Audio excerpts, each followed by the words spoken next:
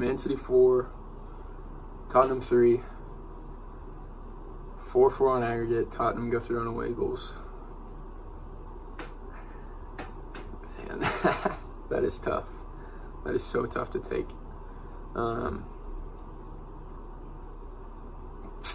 Yeah, so let's talk about that. So right off the bat, Sterling gets us going.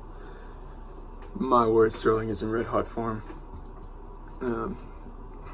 It's a ball on the left, cuts in on his stronger right foot, spins a beauty past Lloris into the bottom right corner. What a finish. Etihad's going crazy. I'm freaking out.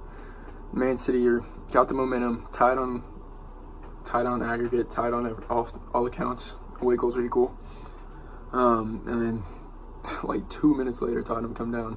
Laporte with just such an uncharacteristic mistake, just that little trying to clear it, or I don't even know if he's trying to clear it or pass it or what, but it ended up being a perfect layoff for Son, who made no mistake. Honestly, not the best finish. Thought Ederson probably should have saved that, but it fooled him a little. Tottenham get the away goal. City need 2 at that point, as it's 2-1 on aggregate. Pick up the game again, right back down come Tottenham. Laporte with another really bad giveaway. Didn't have his best game today. Not going to slate him. Thought he was great after that. Or maybe not great, but he was a lot better after those 2 early mistakes. He settled down. Uncharacteristic game from him, but that's beside the point. Lucas Moura carries it up the field. I think he gets it over to Christian Eriksen. Gets it to Son. Son is left open to shoot, and Heung-min Son he's just deadly. I mean, that was a great strike right into the top right corner. No chance really for Ederson. Tottenham are up 2-1 in the game, 3-1 on aggregate. City need 3 at this point. Then right back down on cue, Bernardo Silva comes down. Very fortunate deflection off of Rose, but ends up in the back of the net. Doesn't really matter how it goes in as long as it does. City are back in the tie. 2-2, or 3-2 on the day. No, wait. What did that make it? 2-2 on the day. My bad. 2-2 on the day, 3-2 aggregate. City need 2 more, but they have the momentum now through that goal.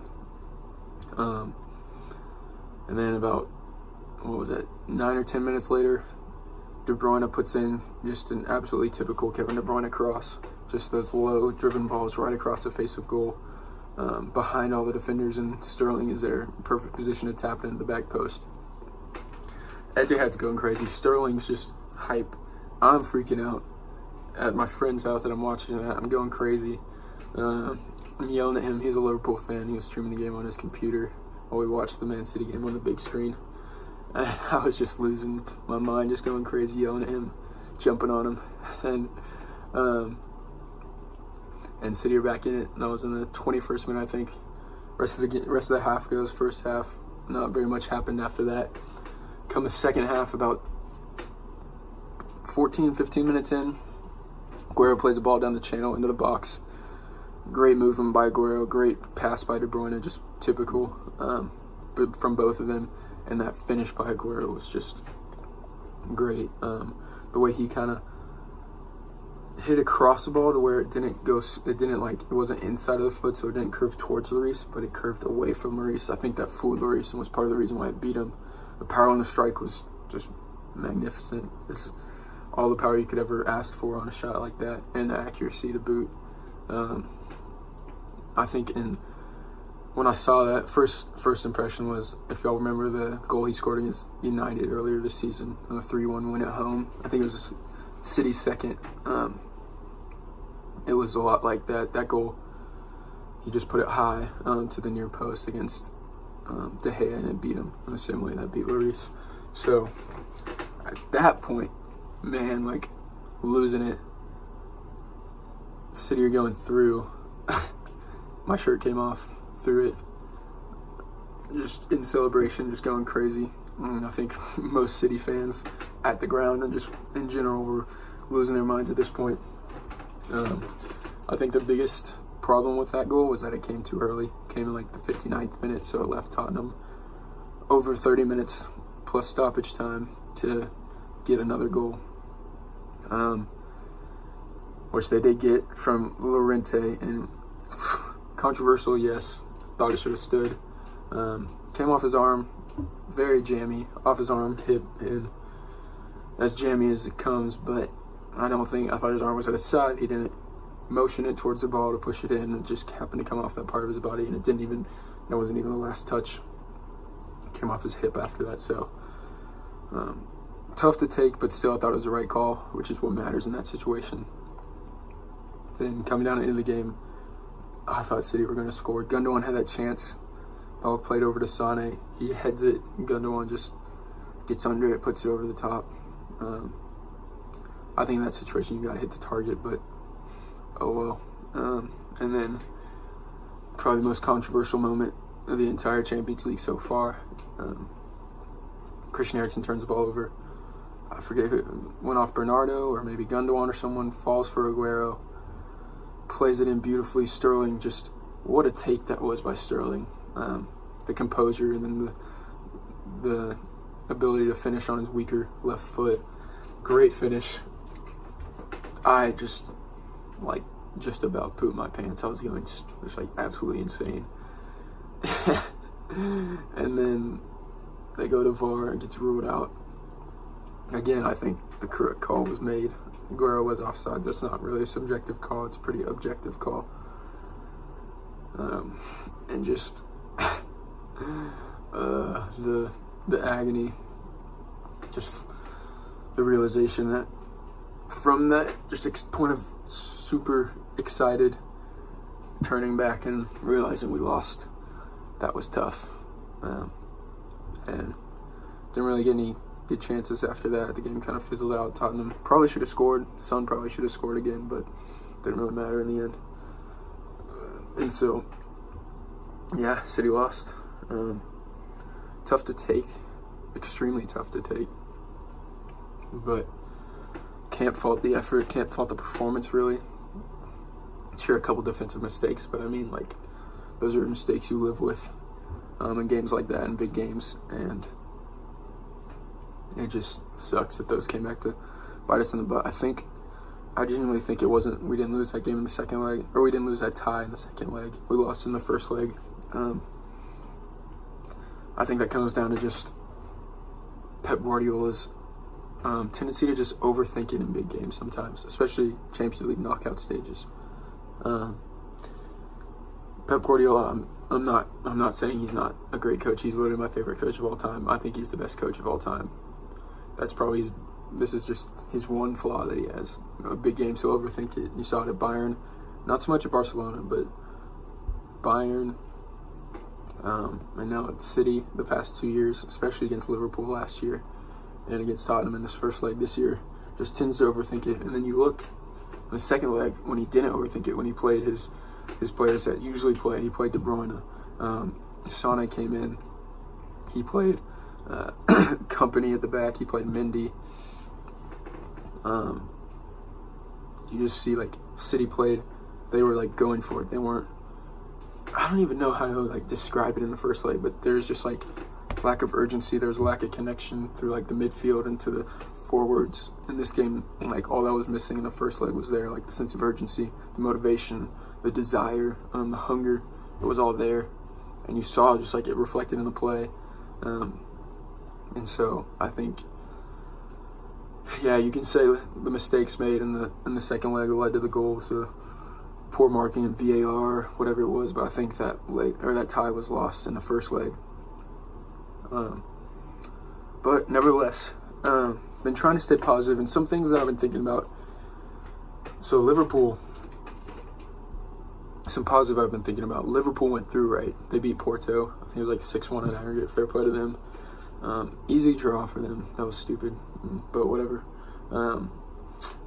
But now they're still in the Champions League. They still have 2 more games at least in the Champions League. If they beat Barcelona, they go to the final. But also, that's a big thing. They're playing Barcelona. They're not playing like some scrub team. Like, they're playing arguably the best team in the world. And so their focus is going to be split from the Premier League, because I think Liverpool, at least now, are too big of a club and too prideful as a club to just throw away the Champions League and focus on the league, despite the fact that they haven't won the league in 20-something, 30 years. I think they're going to stay focused on the Champions League somewhat, and I think that could end up hurting them in the Premier League, especially since they aren't as deep of a squad as Man City is. You see Man City, they've just got the FA Cup final left, and that's going to be after the Premier League ends, so it doesn't really conflict with the rest of the Premier League games. So I think City, that's a big advantage for City. I think the other biggest positive that I could think of, or just kind of hit me after the game, was that this is going to keep Pep around, because Pep's not just going to fold and go out after something like this happens. He is just, a competitor. Like, if you know anything about Pep Guardiola, he's as competitive as they get. His desire to win is as strong as any coach in world football. And so I think this is going to motivate him to come back and to stay at City, and to continue the dominance that he's established here, and to continue to try and translate that into the Champions League that's eluded him since he left Barcelona. So I think Pep's going to stay around. If he had won the quadruple this year, what else would there have been for him to do? I think he would have left. I think he would have moved on, just find a new project somewhere else, whatever that would have been. But the fact that he, lost in the Champions League, I think that's motivation for him to stay and to continue trying to see this out at City, to establish them as just a European superpower and cementing his legacy here. So I think that's great. I think the last kind of takeaway for me was that Raheem Sterling has established himself as a world-class player. To step up on the stage like that, essentially score a hat-trick. Last goal didn't count, but the way he took that last goal, Sterling, I think, for me, is world-class now, if he wasn't already. The way he's performed this season, I think he's up there with Mane and Van Dijk as PFA Player of the Year in England this season. He's been fantastic. So just for him to step up in a big game like that, and just the composure in those finishes, especially that third goal, letting it run to his left foot and then still finishing it, that was something you would have never seen from Sterling when he was at Liverpool, even in his first 1 or 2 seasons at City. So shows the progression he's made, and just the player he's become and is going to continue to become, I think, under Guardiola. So I think the future is still very bright for City. I think this is just kind of seems like the world is crashing down to lose like that. But if we can take a step back and just kind of look at the big picture, City are fine. I think Guardiola is going to stick around. The core players are going to stick around with Guardiola. They're going to be motivated for the rest of this season and then into next season, especially in the Champions League. That's going to be a huge boost, I think. And just looking ahead even more, or continuing to look ahead, this summer, bring in signings. Not that City really need any more players necessarily, but bring in whoever they need and cement the squad even more. So I think just going forward, in the moment, super tough to take a loss like this, super sucky, especially lose to a team in the league that you're better than. No offense to Spurs, but I think it's pretty easy or pretty obvious that City are a better team than Spurs overall. But regardless of that, the future looks bright. City are still in for a domestic treble, which has never been done either, I don't think. So that's something to play for the rest of the season, especially the Premier League, and then one more game in the FA Cup, and look ahead to next season, kind of retool, refocus, and go for it again next season.